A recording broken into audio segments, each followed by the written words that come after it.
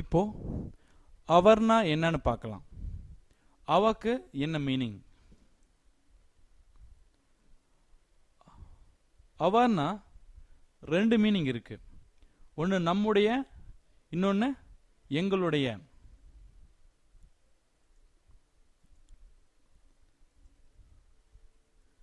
இப்போ ஆக்சுவலா இந்த பையனை பார்த்து சொல்றான். சப்போஸ் இவங்க ராஜ்கமல் அப்படின்னா ராஜ்கமல் நம்முடைய ஆசிரியர் அப்படின்னு சொல்லுவான்.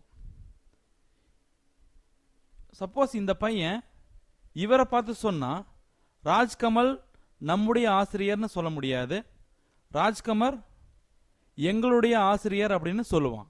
So Rajkamal is our teacher.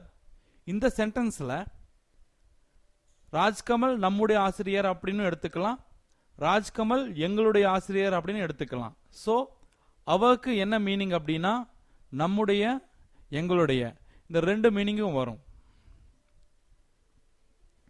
ஆனா இங்கிலீஷ்ல ஒரே ஒரு வார்த்தை தான், அது அவ மட்டும்தான்.